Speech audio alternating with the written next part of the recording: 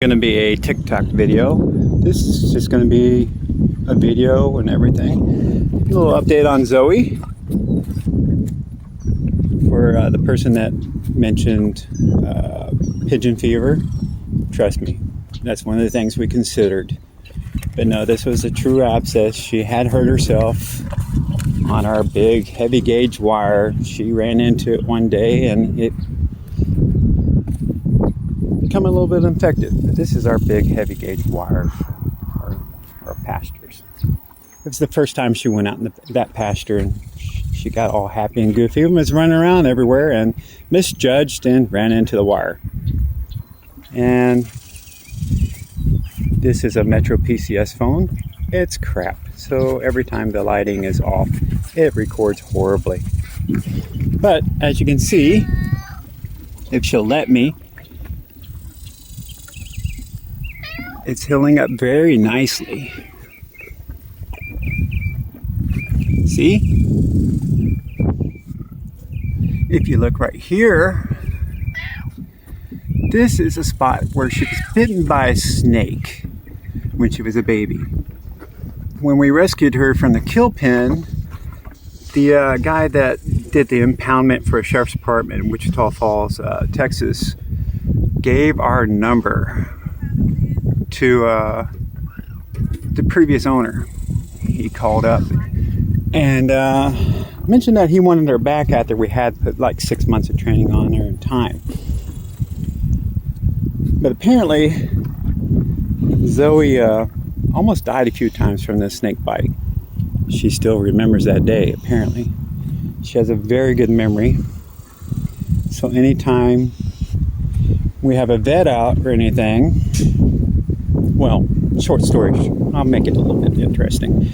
When we first got her, we had to take her to our barn. We had her there for a while, and a vet couldn't get close to her because she was about as wild as, probably worse than a Mustang. She has a tendency to burn through all the sedatives. She can do an oral sedative, and then you can try to give her a intravenous sedative. You can give her 2 intravenous sedatives, but she'll burn through it through adrenaline. It scares the living snot out of her. It took us 6 weeks to really even be able to touch her. We had to have her, we had to have a friend of ours come out, lasso her, and so we could be able to put a halter on her and with a rope hanging off of it, so we could just grab her and do anything with her. But we had probably 10 people out doing round pin reasoning, everything we could have. Nothing worked on her. She did not want to be near humans. Sorry about the lighting on the phone.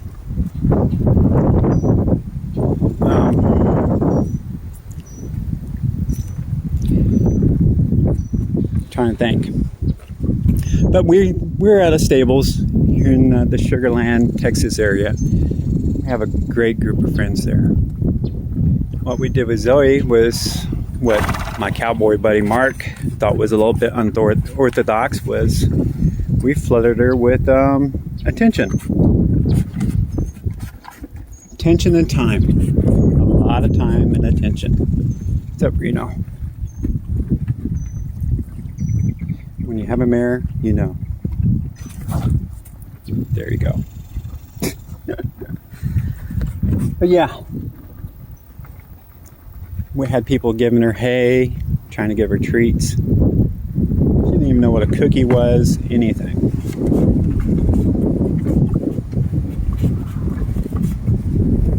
But she's doing much better.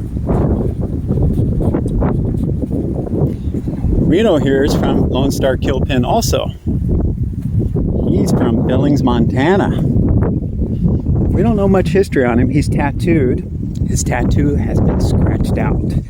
We've had tons of people look it up all over. We've had experts try to look up his tattoo and everything. Just cannot figure out his tattoo. So he is a bulky thoroughbred. We don't think he's full thoroughbred. We think he's appendix like Zoey is. But back to Zoey. The previous owner's dad apparently just let Zoey and a few other horses go because he didn't think his son wanted the horses. And I'm standing in the shade with no light. So the sheriff's department was called. They were impounded. Guy took these horses, fattened them up for about a month, ran them through auctions. So her as a baby, she had been run through auctions, kill pens and everything. And when we found her online, they said, oh yeah, we'll be able to throw a halter on her and you can come pick her up. When we get there, we had to corral her into the trailer. Reno here, you can do anything with Reno. He does have bad anxiety at times. Since we moved out here, his anxiety's a whole lot better. But Reno is probably one of the sweetest horses you ever meet. Lucian, on the other hand, straight off the racetrack. But he never made it. He blew out his knee while training. So we got him for a whopping $200 from a lady that takes horses off the racetrack, puts 60 to 90 days on them, training on them, and then sells them. Lou was going to be her dream horse. But since this lady likes to jump, Lou wouldn't have been able to jump any higher than 3 feet. We took Lou, got his surgery done, which was well over $3,000. Lou comes from impeccable bloodlines. He's a great-great-grandson of Secretariat, grandson of Smarty Jones. Apparently, from what we've been told from the tracks and everything, is he was faster than both of them. He was so fast, that's why he blew out his knee.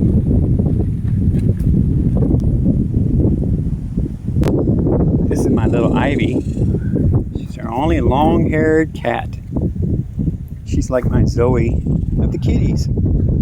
She's a rescue also. Someone dumped her and her 2 brothers off at our house one day. Try to introduce the others. Right. This is Chloe. She was born in my sister-in-law's barn.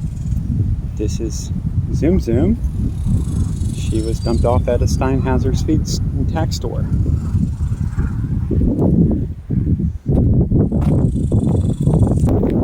Trying to keep up with Nico here because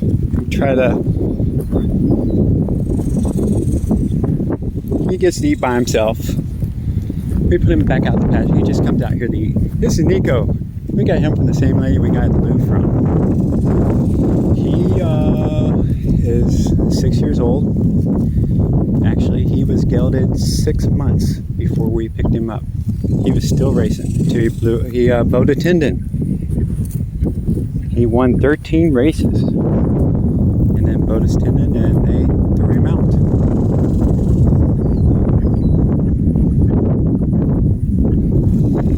Poor Nico here had abscesses in all 4 feet. Double abscesses.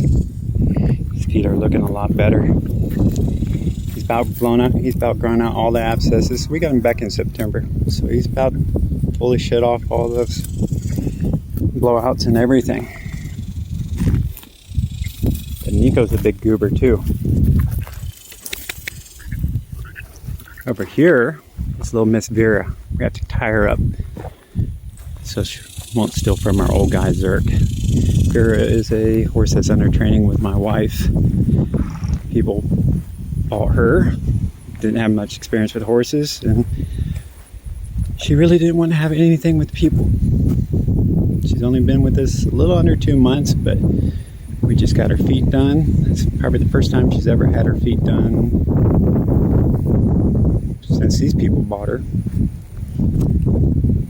But our farrier is awesome, and my wife can ride her. She's still a little leery about people, and her back end on their left hand side, she's really shy, really just doesn't really want you near it, but we're working through that too. Nice little horse. Built like a brick house too. I'll do more videos and updates and everything on the horses. Been trying to do it on TikTok, but it's taken forever to even do a live video. And I didn't realize you could do live on YouTube until today. But I can't do that for another 24 hours. This is my wife's baby. This is Zerk. He is a Hanoverian thoroughbred. Zerk's about 17, 18 years old. Poor guy's had a rough life. We got him from Craigslist or the Green Sheet. He was due to go to the meat buyer. Actually, when we went to pick this guy up, he was at a cowboy place because they were trying to ride the buck at him. The cowboy told us he needs to be put down. He's just crazy. It took us 2 hours to load him in a trailer. It was a nightmare. Because originally Zerk here was bred and sold for like $15,000, $20,000 for a hunter jumper horse. But somewhere over the years, poor Zerk ended up with a stifle injury. So that's why if anyone sees my videos, why does he look this way on this side? He's a little atrophied on this side. We keep him comfortable, well fed, not too fat to where he's painful, but he's happy. See? He's like, if you watch the Batman movies, Two-Face, got a nice Mr. Big plump guy on this side, and then you got Ouchie on this side. But yeah, we've tried all kinds of supplements and everything. He can't have injections because he's past the point to where steroids now will start deteriorating the bone and just basically make life worse for him.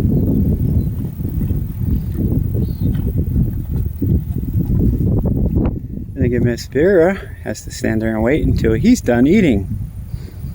No, you can't. It's not time yet. It's not time yet, Miss Thing. Is that right? Say hi to everyone. Good girl. She's a snorter.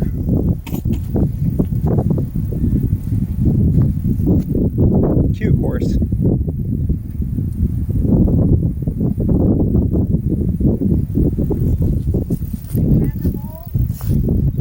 And I gotta grab her food.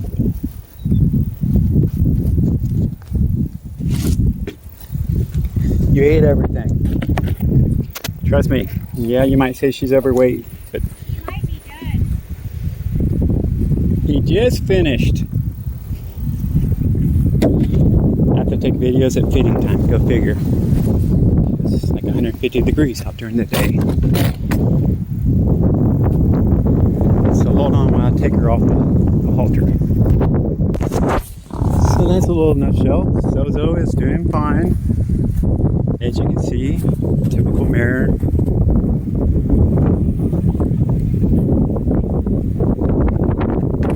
Oh, and then our new electric box came in and it's all wired back up. After the lightning blew our last one up. Hello, you still eating?